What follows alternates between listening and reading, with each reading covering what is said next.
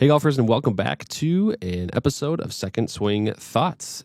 Drew Mahold here, Tyler Fitzel over there. A little different episode today to wrap up the 2025 year. We're going to do a little Fitter's Choice Awards segment here. So as Tyler kind of heads up the Fitter's Choice voting among all of our fitters at Second Swing, we've gathered some data, some responses from them, and we have club, award winners in various categories to go through today, Tyler. So first, just kind of go through, if you could, what what you sent out to the fitters and sort of the different responses that we were asking for from them. Yeah, what we wanted to do was get this idea of what's going on in the fitting bay itself, right? Like we see a lot of, hey, this is on TV. You know, there's a lot of marketing.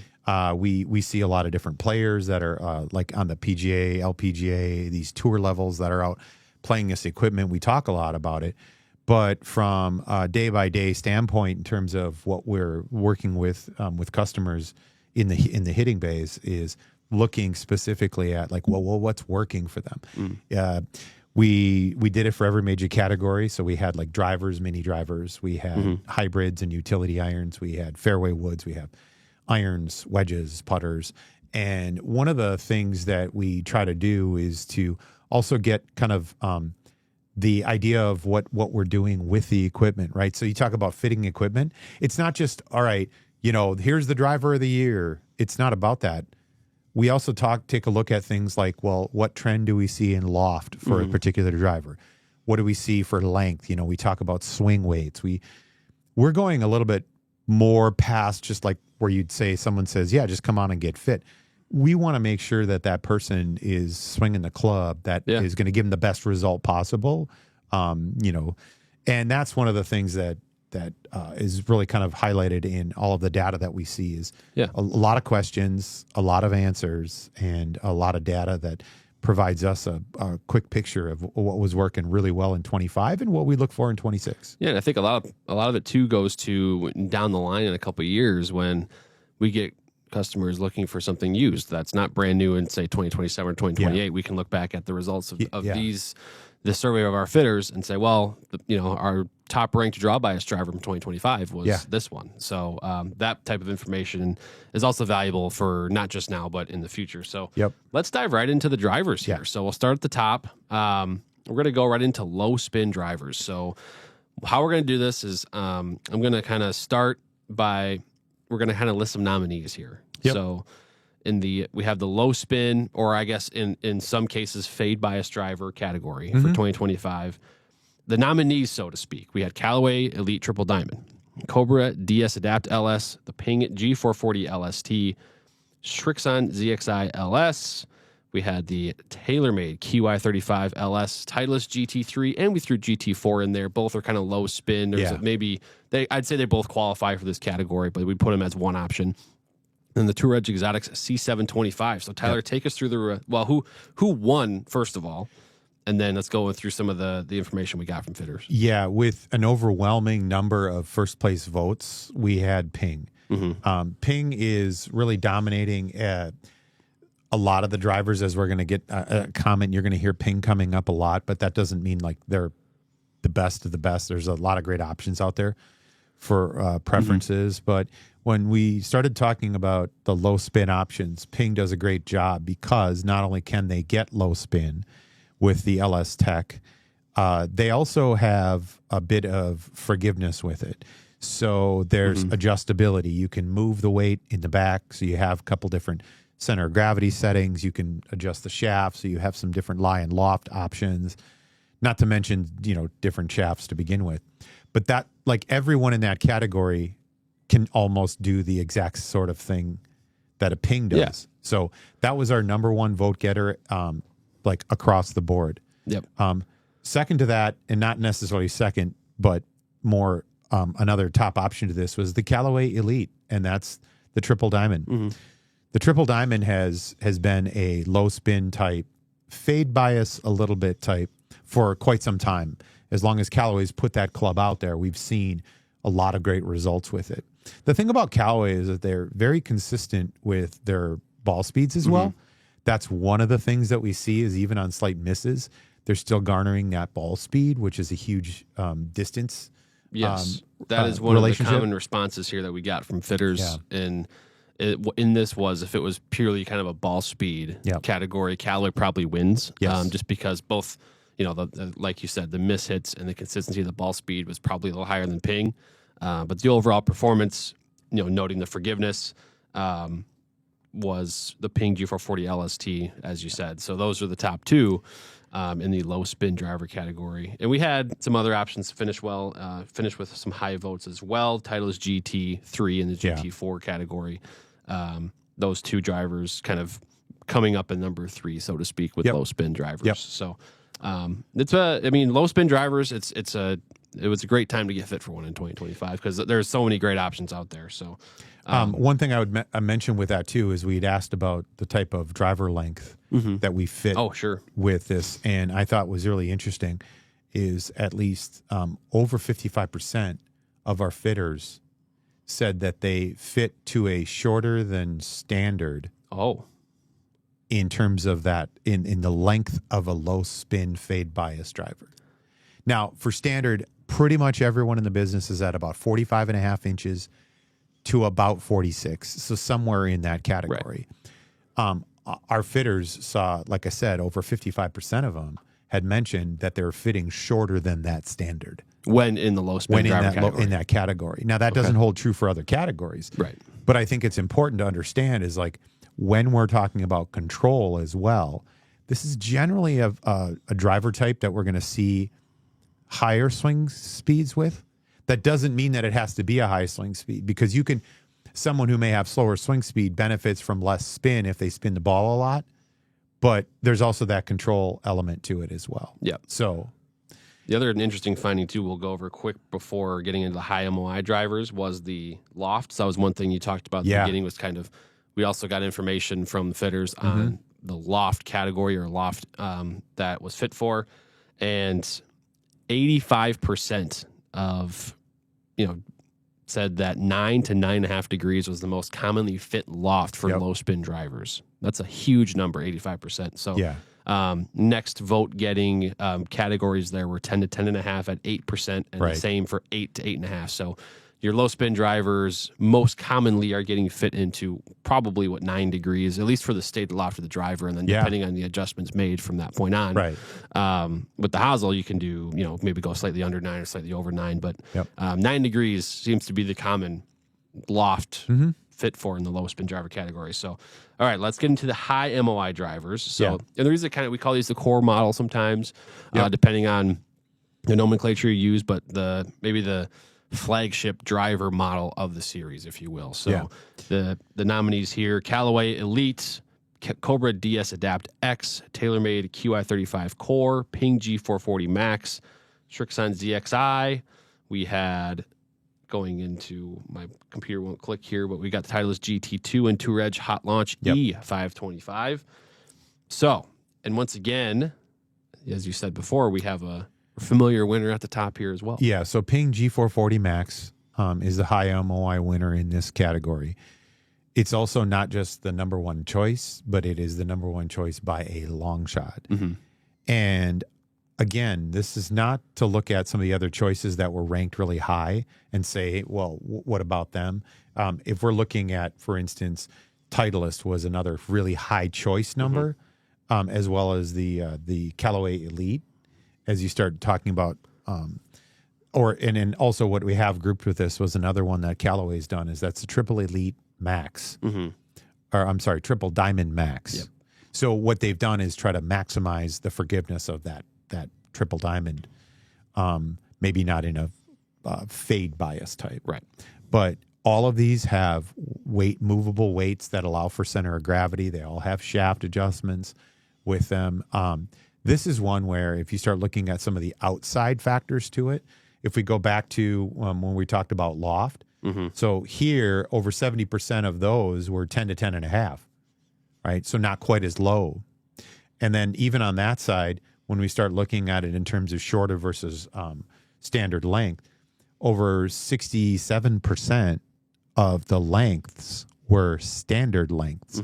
So kind of like I mentioned before, we see this flip where maybe with a low spin driver, you have a little bit shorter, and all of a sudden we get into a higher MOI and we leave that length there. We get more loft, we get it up in the air. Maybe the ball speeds and the distances are a little bit better. The control's a little bit better. So the core models of the companies out there are doing exceptionally well for that. I just love the options that we have. We've got everything on the board, and So we had pretty much the same top three from low spin to high MOI. We did have a flip of the number 2 and number 3, Callaway and Titleist, kind of flipped there, but Ping G440 series stays at the top in high MOI. Similar notes as well from fitters, and that it seems like if they were to pick solely on ball speed in this category, you might see Titleist or Callaway maybe jump up to the top with Ping, but in terms of forgiveness and consistency, Ping does kind of maybe reign supreme there, if you will, in that category. So now let's get into the draw bias drivers. This is a category that, I think a lot of maybe mid-handicap or weekend warrior type golfers struggle with the slice, and there are drivers out there to combat that. Among them, you got Callaway Elite X. These are the nominees for the draw bias driver of the year. Cobra DS Adapt Max D, Ping G440 SFT. You've got your Srixon ZXI Max. You've got QI35 Max from TaylorMade and the Titleist GT1. Also, the Tour Edge Hot Launch X525. So those were all the draw bias drivers in the bays for 2025. Tyler, let's talk results in the draw bias category. So one of the things that I want to kind of draw a little bit of attention to is we've got Ping winning this again, like almost going away.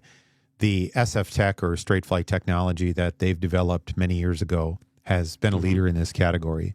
And that's not to say, again, that there aren't a lot of great choices. Because as we look down the list, as we saw, like if you take a look kind of as a number 3 choice, is 6 out of the 7 drivers that we just mentioned have been selected multiple times. Yep. So when we start looking at it saying, oh yeah, Ping might be a great driver option, every single company is represented in this selection process, and we actually see fitters that are using this. They're using almost every single one of those companies as well. Yeah. So we have some Cobras on there. We also have a Srixon on there. We have choices of these other drivers. Yeah. So what's happening? So what was asked was basically the fitters were to rank their draw bias driver, any of these categories really, was to rank, kind of give a top 3. Yeah. And in this category, more than others, we saw votes for all of the companies. Correct. Multiple votes for all of the brands versus, maybe with low spin, we wouldn't see every brand represented in the choices. But we saw that here. We saw multiple for Titleist, for Srixon, for TaylorMade, for Ping, for Cobra. They're all in there. Just happened to be Ping and really then Callaway were kind of the top 2, kind of running away, as you said. Yeah, they were. And then number 3 probably is the Titleist GT1 in the draw bias there. It's pretty close, though, because TaylorMade also got a lot of votes as well. So, but Ping G440 series really, as we kind of wrap up the drivers, does really well overall. It does. And one of the things about like the Straight Flight technology is they came back, and this is a thing that we commented back in 2024. It'd be really nice to see like a lower lofted option to this, and Ping did that. They put a 9-degree head so that not only can you maybe reduce a little bit of that spin, but also help with a little bit of that slice. Because we think about most of the time, it's kind of a high slice. It's usually something that gets up, it spins too much, and it goes to the right. Well, let's lower the launch. Let's lower the spin. Let's make it go a little straighter. Those are all things that we talk about doing with any club in the market. So that's kudos to them. So I'm going to move now. We're going to go to mini drivers here. And a mini driver is a category, I would say, this is the first time we've really recognized it as a fitter's choice or kind of as a main category to pay attention to. But I think we're seeing more of these getting fit and more interest in them from golfers. So there were really, we have kind of 4 models here of mini driver, and one of them really isn't. It's kind of different. It's not necessarily a mini driver, but we put it in this category. So for the top mini drivers of 2025, for the nominees, we've got the Callaway Elite, We have the TaylorMade R7 Quad, Titleist GT280. Those are probably the three you're most commonly hearing about. And then we also threw in the Ping G440 Thriver, which was a build that was available, kind of similar to a mini driver, but it was still the same head as like a 12-degree G440 Max. So it's still the 460cc, but just with a much shorter shaft. Yeah. So, and heavier weight. And heavier weight to 12 degrees. Yes. It's got loft. Like, the whole point of that is a lot of these end up being somewhere around 11 to maybe 13 degrees of loft on it. Yeah. And the winner in this category was pretty easy, because from the very beginning, as soon as the R7 Quad came back out, like, you saw the branding, it looked like the old Quad. It had very similar colors. They did it on purpose. They have essentially kind of bringing back retro. And TaylorMade's done this a few times, right? So they brought back, they had the one before it, the burner, burner mini, right? So let's go back to the original color, that copper. Let's make it look original. And, you know, the adjustability is really what you get into. You've got different weights. You got a shaft that you can kind of move around. But the other one that really hit the market and had a lot of popularity, at least in our fitting bays, was the Callaway Elite as well. And I think the biggest thing to kind of realize in this category is it's a specialty category. Correct. It's like, so when we start talking about what we're fitting, is, as a fitter, I don't see a lot of mini drivers, right? It's, hey, this might work really well for you. But if I do, these are the ones that were really working. Yeah.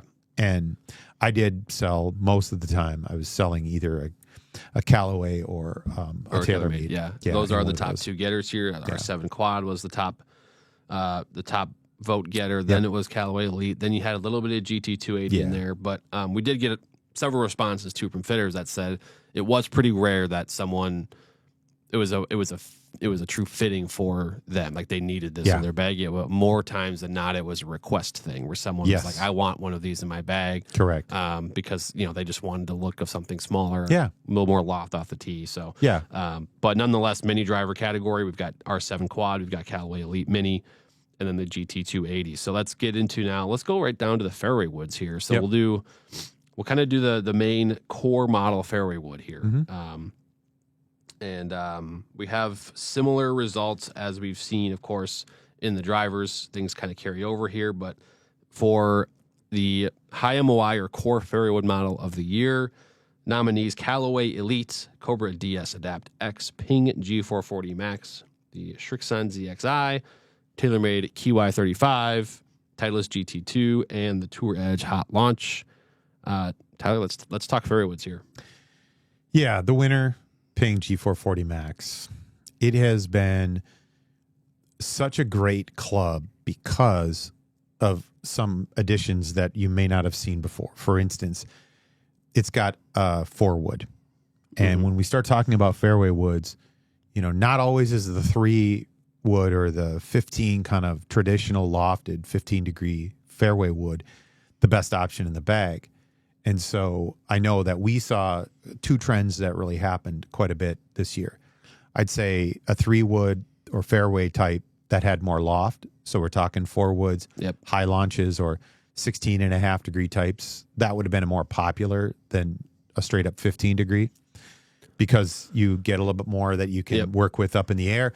The other one is 7 woods we talked about, and probably the two most popular ones that we talked about all the time were Ping. Ping had the 440 Max. Their 4 woods and 7 woods were huge. That was probably a pretty popular combination. It was. Like, someone would walk out with a 4-wood and a 7-wood in the G440. Yeah. It's a 17-degree 4-wood, a little bit more loft with that kind of, the farthest fairway wood in their bag, if you will. Get the ball a little higher. But then another club to kind of bridge the gap then with the 7-wood, where it goes to 21 degrees, and then you could talk irons after that.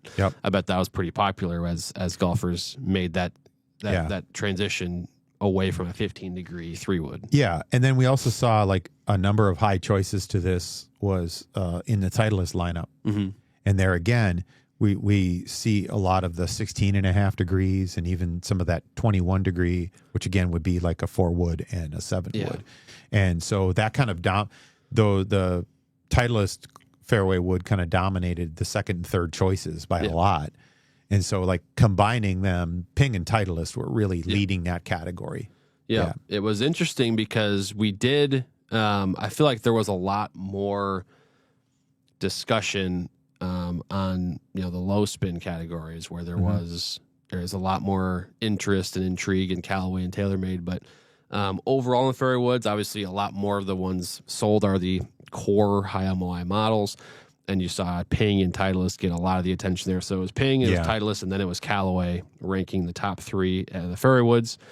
But it was again, the discussion, I think, is so much about these higher lofted woods now. I think that really kind of skewed some of the results where if you were to work with someone with high speed looking for something 15 or even lower in loft, I think it's a very different conversation because like, you get QI35 LS, you get the Elite in there with their triple diamond and the low spin. I think it gets a lot more, debatable, if you will. Right. And even if we have other categories, so for instance, if we're talking about some of the low spin, I'm just going to bring up real quick that in terms of the lofts that were fitted, 20% our fitters, 20% of our fitters talked about 13 to 14.5 3+ type fairway wood in the low spin category. Which 20% is a lot. It is. And then also 7 woods. And then, like I said, is if you get back into it and you start looking at what was fitted more high lofted and then some 7 woods. Yeah. So we know that 7 woods were the thing. It has been for a couple of years now. Yeah.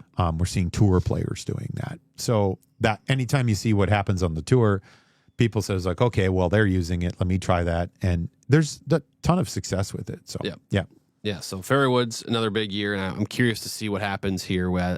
Specifically when it comes to the 2026 fairway wood series, what lofts are offered from the companies. Ping went up to a 9-wood this year. Callaway went up to, I think, even like an 11-wood.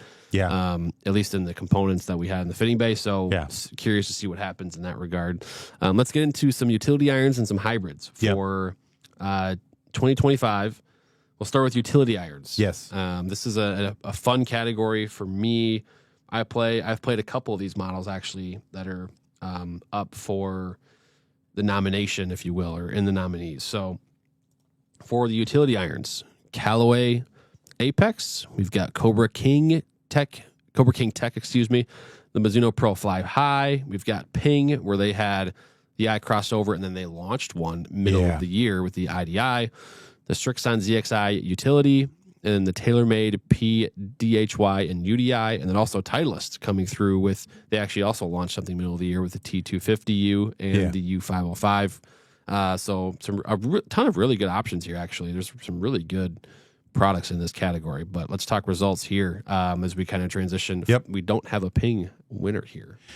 No, we don't. And I would say that Ping is going to probably, my guess going forward is that the IDI has taken off really well, came out very late in the year, even into the fall as we started our season.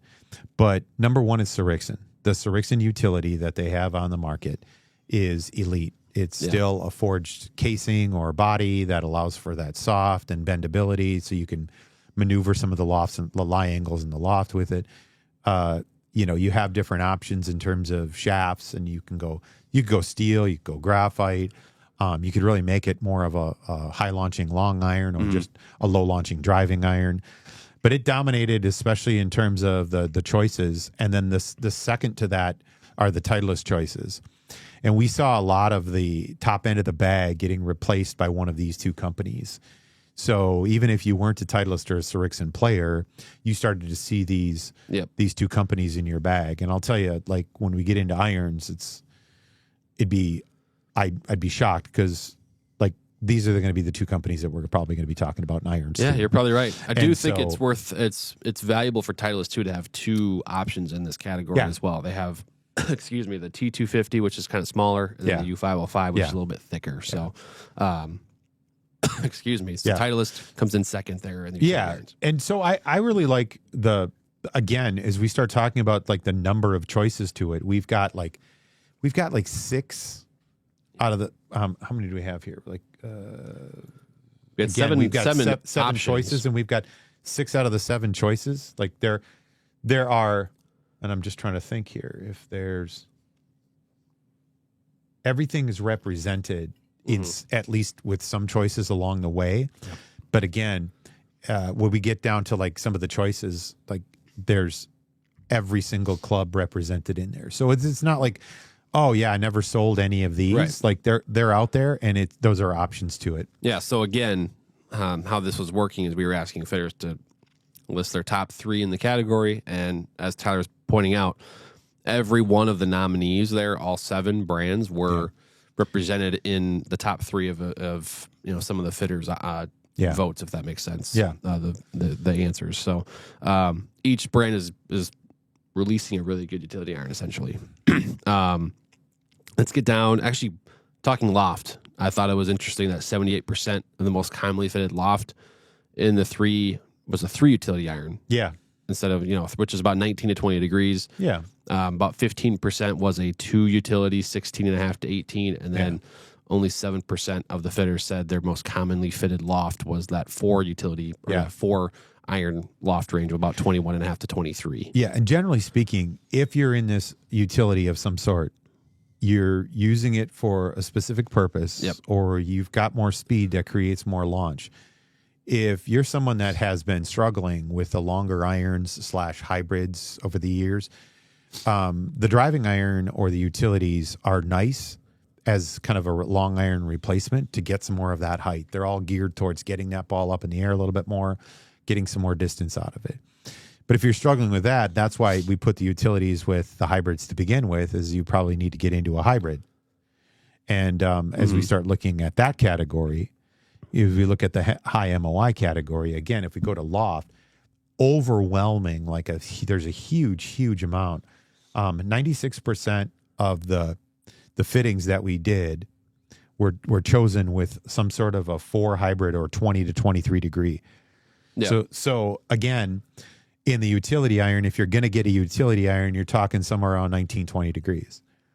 Again, it's a 4 hybrid area, right? Like some companies have it at 21, some at 22, some at 23. But we're talking about the same sort of club, but now we're talking about 2 different players here. Because you're not going to carry a utility iron that's at 19 and then a hybrid that's at like 22. Right. That generally, that fills the same spot in the bag. Yeah. So, let's get into the hybrids then. So, and this is from a result standpoint, this was the most dominant result. Yeah. So the nominees here for this is kind of your high MOI or your core hybrid model. So Callaway Elite, Cobra DS Adapt, Ping G440, Strixon ZXI, TaylorMade QI35, Titleist GT1 and GT2 we grouped together. Yep. And then the Tour Edge Exotic E725, and 100% of second swing fitters responded with Ping as their number 1 hybrid. Yep. There weren't any others. So that is a tremendous result for Ping. And we've seen the same thing. I mean, even like Golf WRX's Members' Choice, seen the same sort of feedback with the Ping hybrids. So they're the do-it-all hybrid. They can produce the trajectory you're looking for if you're wanting to go up or you want to keep it down, low. Whatever kind of spin you're looking for, it can generate it for you when it's fit the right way, because it has all those possibilities there too. Yeah, and so there's so many different lofts. They go down to a 7 hybrid. Yep. Not only that, you have different shaft options. So there's probably about 5 for sure. Maybe there's 6, and you could always do something, up charge 2. So there's a bunch of options that way. And then you have the ability with that hybrid to kind of open or close that based on the lie angle. You can change some of the loft. So you really can maneuver that club to look good and then also perform well. And the thing that I think kind of sets them apart is really their feel. They're very crisp. They have really good ball speed, and they perform exceptionally well. Yeah. So there is another to talk about. We do have several in the TaylorMade category that was chosen as well, as we get into some kind of second, third choices behind that, as well as some Titleist. Yep. Everyone's on the board. Again, everyone's on the board, but these were the dominant features to this. And I would also say that, like, if we're talking about hybrids, if ping's not your look, because that's a thing. It's like, well, that doesn't look for me. I definitely try out the Callaways and the TaylorMades and the Titleists and, you know, something like that. Yeah, because they're all getting a little bit of love in these results, despite the fact that they all said ping was their number one. Yeah. But yeah, let's get into irons now. Okay. So because irons, we have a few different categories to go through here. So let's try to do those. Well, I guess we'll start with the blade iron. We'll do that quickly because of, you know, it is a small percentage of the golfers out there. So let's go into tour blade irons for 2025. And interesting results here, actually. So these were the nominees for the best, I guess, blade iron or tour blade iron of 2025. Callaway Apex MB, Cobra King MB, Mizuno Pro 241, Ping Blueprint T. We had Strixon Z Forged in there, the Forged 2, TaylorMade's P7 MB, and we also threw in the P7 TW. We had to, given who plays it on tour. The Titleist 620 MB and then the Wilson Staff Model MB. So we had an overwhelming favorite as far as the top response, which was Mizuno, the Mizuno Pro 241. Yep. And from that perspective, Mizuno has essentially been the top tour blade style iron that we've seen for a very, very long time. I'd say, like, one of the things to look at with this is that every company is making some sort of a tour blade, because that's generally what you're going to see on the tour. And what you see on TV really helps to drive people towards your brand. Yep. So that you're going to see them to begin with. Mizuno doesn't really pay a bunch of players as some of the other companies would market a little bit more to some of their players. But with that being said, this is kind of that, if you're in the market for something tour blade style, you're going to go that direction. The other thing I want to point out is that, like, it was a pretty dominant feature that Mizuno was the winner. Yep. But even as we get towards the second and the third choice, like, it was very evenly distributed across after that Mizuno. It was. Vote. Yep. And so, like, you're not gonna then I think it's more about preferences. We had 8 in this selection, and all 8 were chosen multiple times. Yep. So, like, it's not even as you get towards someone like, I've played Wilson Staff for quite some time. I do not have currently the blade. I have the cavity back, but there were several people in here that were mentioning, there were several choices of fitters that are like, hey, that Wilson Staff model was really good. And I know if someone comes in, I've put that in their hands to just say, hey, well, what do you think here? And it gets close, because a lot of the times they look very similar. They feel very similar. Yeah, and I think especially with blades too, the construction is probably more similar across the board, across brands versus kind of these other categories we're going to get to. So you probably do see a lot of, it is a lot more about look and feel than it is about kind of performance, if you will. So next category is kind of the tour cavity or player's cavity iron. There was several options here. The nominees there for the best tour cavity or player's cavity iron of 2025: Callaway Apex CB, Cobra King CB, Ping Blueprint S, Mizuno Pro S3 that was launched really early in the year of 2025, Strixon ZXi7, TaylorMade P7 CB, Titleist T100, and then Wilson Staff Model CB that you mentioned. That's what I've got. Once again, we had representation from every iron model that was nominated here, but 2 brands really led the way here. So in the top, and kind of your top choices from the fitters, there was 2 brands that led the way.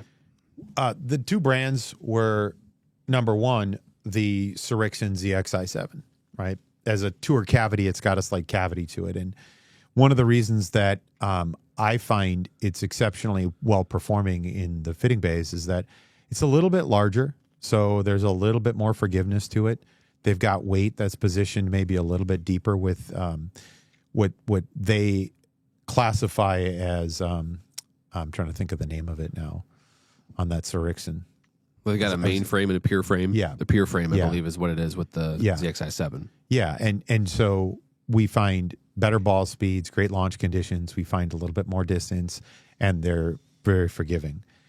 I mentioned this with the utility irons. And so when you're starting to get into utility irons and you already have a set of Srixons, the other competition to this was the Titleist, the T100 series, and more specifically the T100.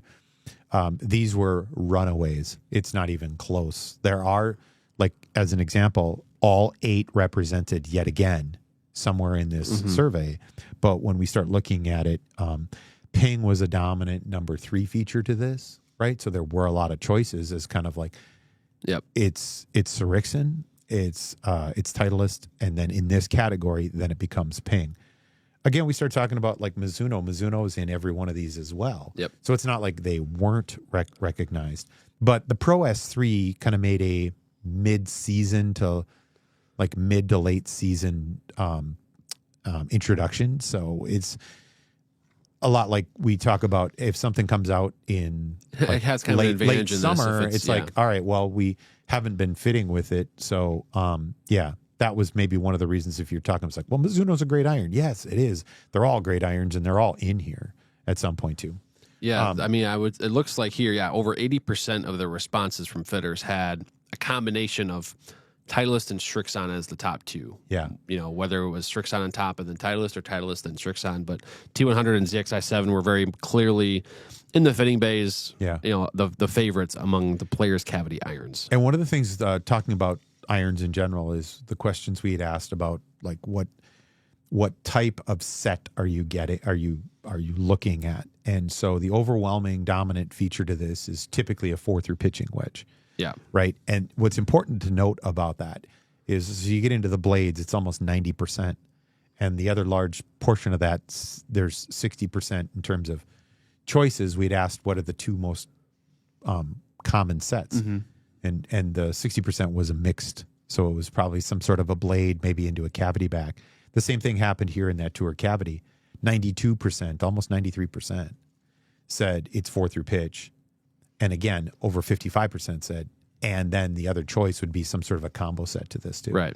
So, for instance, if you're talking about like a Srixon, you might go a ZXi7 into a ZXi5, or you might go into, as an example, like a Titleist T100 into a T150. Very common set. Like probably the most common set. Right. Is blending the T100s together. Right, because I think that's exactly. I mean, Titleist has said before with their T series, not just this one, but in the past, they are designing them specifically to be comboed together. So, let's get into players' distance irons now. So we're going to go players' distance, and there are several options here in the category. So let's, in terms of the players' distance iron nominees. We've got Callaway with multiple models here. We've got the Callaway Apex AI 150 and 200. 150 was a late addition to their AI series. Also the Apex Tie Fusion. So a couple unique materials in that one. Still player's distance iron. Cobra King Tech. Mizuno JPX 925 forged. The Mizuno Pro 245 also in there. Ping I530. Srixon ZXi5. TaylorMade P790. And Titleist T250. The voting here was also very evenly distributed. It was from the fitters. The number, there was no more than about 25% for the number 1 vote getter, and that was Ping I530 narrowly. Yeah, I think what we're looking at here is a new classification of irons. If you think back, kind of in the past 10 years, if you go back to about 2015 or go back to 2010, we've had categories. We've kind of had this category of players' distance around. It was really about 2015 when things started to take off in terms of, I don't really want a blade or a cavity back. I want something that's like going to give me some distance. I just don't want it to look like it's a max forgiveness type club. Right. And so the refinement of a lot of these has continued. And what we've seen is that every company has one of these in their category of player distance. So it's basically a hollowed body type, because not all of them are exact hollow bodies, but most of these are all hollow body blade looking like types. I don't really have a clear winner to this outside of saying that I think the best player's distance iron that has ever been on the market is the Ping I530. It's a pretty big statement, though. It is. I've already made that when we were talking about this a little earlier, so you've heard me say that. I think one of the things about it was it's got spin, it's got launch, it's got ball speed, it's got forgiveness. It's got everything that you're looking for. And it's one of those where if you really, in the fitting bay, I'll take someone who may be a higher handicap, and you see some of the inconsistencies, and what they need is they don't need a jumbo max forgiveness. They don't need a big sole. If we kind of make that package a little bit smaller and make that club head a little bit, give them the forgiveness and the ball speed on it. Allow them to have some of that spin. Get that ball in the air. The results speak for themselves, and that even like in a player's distance category, I'd go to graphite. Yeah, you talk about. Sure. I've got some slower swing speed, but I still want to. I want to feel it. I want to look at that. You talk about players that have been playing, a very small tour-like type club for, 15, 20, 30. You got 40 years of golf on you with some sort of a blade. Like going to a max forgiveness club is just so far removed. Right. So yeah, I think players distance is a category that continues to grow in popularity. It is worth noting that the best, or I guess the most number one answer responses was Ping i530. Yeah. Total votes, though, it was Srixon ZXi5. So another iron set that can combo with the 7. And so there's both of those were really well received in 2025. So and from we talk about a category choice of what types of clubs are you seeing with this. There's 85% of our fitters were seeing the 5 through the gap wedge as a set here. Oh, in the player's distance models. Yes, in the player's distance models. So normally what you see is like one of the things that we see with that is we're going to see a little bit of a lower loft sometimes with it. It's effectively 4 through pitching wedge, just at different lofts that make it 5 through gap. Yeah. So that's something to take note of there. Yeah. Anyway.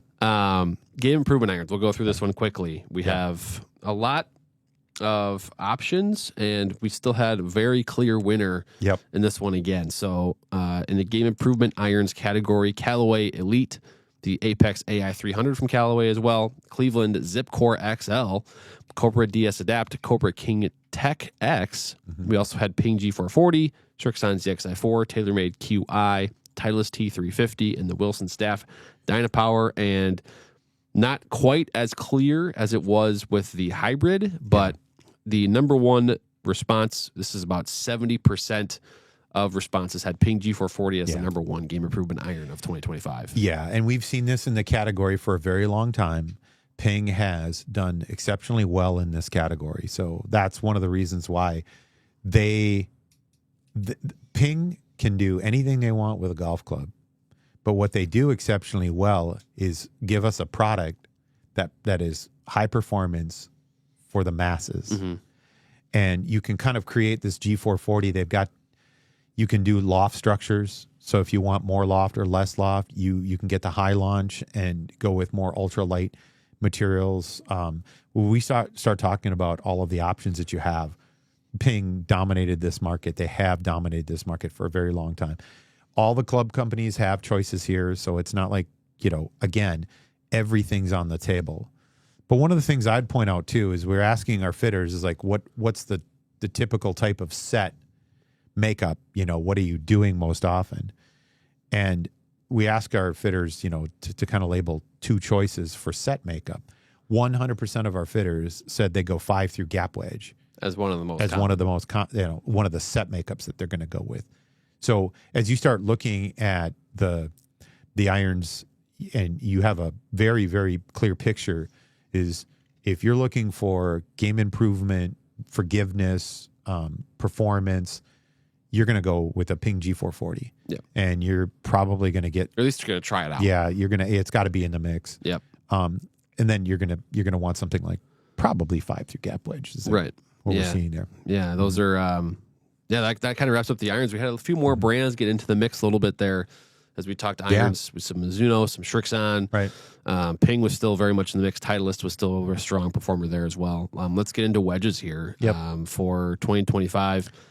And it was a great year for wedges, I thought.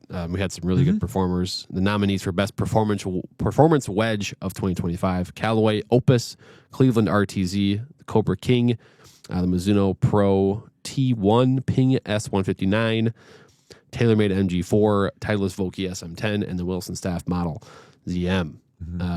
So not probably very surprising to people here, but the number one This is over 90% of the number one votes were for Vokey SM10. Yeah. But then you had a lot of support for Cleveland RTZ. It did. It actually had some number 1, 2, several 2s and 3s. So the RTZ kind of won the non-Vokey award. Yeah, I guess.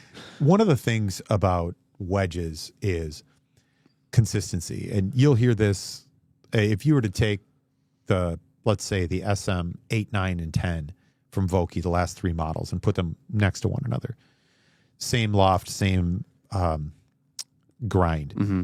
You're not going to see a lot of overhead differences. Looking down on that, you're not going to see a lot of differences. Playability in terms of hitting them, you're probably not going to feel a lot of differences. But there are slight differences. They're talking about launching. They're talking about trying to create spin. They're talking, there are differences amongst them. But if you've been playing something, it's working, it's been consistent, you tend to stay there. And what I generally see as people come in and say, I've got Vokey wedges, I just want the new Vokey wedge. Right. And I mean, they've created such a great and strong brand. Obviously Bob Vokey has done it for so many years. Yep.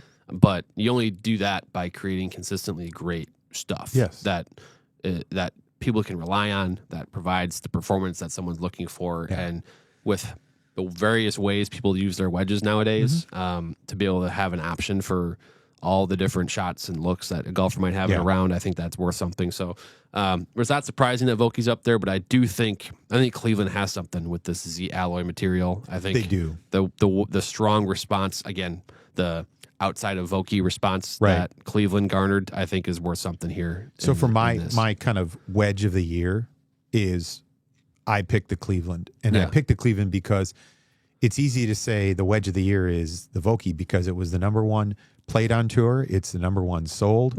Right. We already know those things. But behind that is the Cleveland wedge. And they've always been really, really good at wedges. And they kind of started this whole process, right? You got a Cleveland wedge, and now you get a Vokey, and Cleveland's our option. The other part of this, too, is talking a little bit about the loft structure and the performance wedges. We saw the largest number of lofts that we were selling or fitting to were the 50, the 54, and the 58. So in terms of like the numbers there, when we talk about performance wedges, we're seeing those as kind of the most common. Which is, I think, again, a loft thing. As iron lofts get stronger, you need to have a stronger gap wedge, stronger sand wedge, stronger wedge. So. Out of all the fitters, is not one of them chose a 62 degree, or a 64 degree, which there are options. Yeah. Likewise, on the other side of it, they didn't choose any 46 or 48 degrees. Yeah. So it's like the most common we are asking for in terms of So let's start wrapping up here. We'll go to putters. Yes. And putters. What a year for putting and putters in general. As the low torque trend has kind of taken off, and we're seeing all these brands dive headfirst into that. But I do think it's worth noting that I'm going to start. We're kind of going to group together mallets here, and what we saw was, first of all, in terms of we have all these brands in the nominations here for mallets. We've got Bettinardi, we've got Odyssey, we've got Cobra, Mizuno, Ping, TaylorMade, Scotty Cameron, and it's TaylorMade has a really strong result here. With their Spider Tour series. I know that was one of the most kind of really well received series, and they've got all these options. They've got different neck types as well, but it seems like overall in the bays, but also just from a preference of how golfers like the look and feel, TaylorMade's Spider Tour, Spider Tour X putters are doing really well still. Yeah, and what I would say to that, the technology they have in the insert on the face of a TaylorMade is really what captures me as a fitter most. They tend to have more overspin. They tend to get the ball moving down the line a little bit better. And if the ball's on that line faster and longer, you're going to see a little bit more success with that. We've seen them dominate at the tour level as well. Yes, I understand that some of the top players are playing a TaylorMade putter, but over half of all the putters on the PGA Tour at that level, at the professional level, are mallets. Right. They're not blades anymore. And that was a kind of one of those switches that we've started to see from last year and this year, certainly. I would also note that there are a lot of Scotty Camerons and a lot of Odysseys. Right. It's like the number one played putter from a brand perspective is an Odyssey. All right, we know that. The number one putter in our fittings is a TaylorMade, but it's also tends to just be the Spider with a different sort of hosel. Right. And there's a wide net of Spider putters, so that's probably part of that result. But nonetheless, TaylorMade Spider, really good results in the kind of in the mallet putter category. And people may have noticed that I did not say lab because we're going to go down. I'm going to actually go there next with our low torque putters. Yeah. Where we have a separate category dedicated to low torque putters here. So we'll go to that next here. And I wanted to call that out because I know people are like, what are you talking about? Where's lab? You can't ignore lab. So we asked fitters for separate responses on low torque putters. We threw as far as nominations in there. We had Bettinardi with their Antidote series. We had lab with, of course, they had the Oz, they have the DF3, they have the Mez Max, there's everything out there. We're kind of grouping all the models together as they release these throughout the year. Odyssey with their, they had their square to square, and then TaylorMade, of course, came out with the ZT this year. Yes. But the number one, nearly 100% of the responses were lab. And the number one, and then it's well over 80% of the responses were TaylorMade for number two. Yes. So it seems like the common ranking among our fitters was lab as the top low torque, TaylorMade, the Spider ZT as the number two. Yeah. One of the things we don't have is we didn't necessarily differentiate specific models. I mean, we did ask fitters, hey, what was the model that you felt was more prevalent for this? Because lab has several and TaylorMade has different lengths to it, but essentially they have their ZT putter, their Spider ZT. There were some selections kind of for everyone, but I think at the end of the day, lab has taken this because of the specific technology that they introduced many, many years ago. Like this isn't, I can remember probably upwards of even 10 years ago. Yeah. Like about 8 years ago, we started to see this lab putter. They didn't invent the technology or the idea, but they've kind of refined it and made that the focus of their products. Yeah. And I think that has sort of now brought them to the forefront of this whole idea of low torque and putting. And so they have all these models, and they all are kind of built on this one principle of low torque. Yeah. And it works. And they've gotten a lot of really good feedback. Yeah. I think if we're going to look at it from a fitter's perspective, the first thing I'm going to do is get something in your hands that you are confident of the look. Because if I give you something and it doesn't look good, this is kind of one of the most common features is if we're talking about a putter from a long-term perspective, you've putted with something that's kind of blade-ish or mallet for a long time. You've now got a putter in terms of the technology that's going to do almost the opposite of what you've been doing in terms of feel, right? So you've felt a certain way with a putter for a longer period of time. I'd see that we see a lot of younger players that'll get into a lab putter or that style, or even like a TaylorMade as well, and they're performing well. It's like you don't have a ton of experience. For me, like I'm a lot older. It's like I have been putting with a particular putter or styles of putters that have some toe hang, or even if they're face balanced, and I've been moving it a particular way, and now you get a putter that kind of moves the opposite direction. I don't think it's a fad.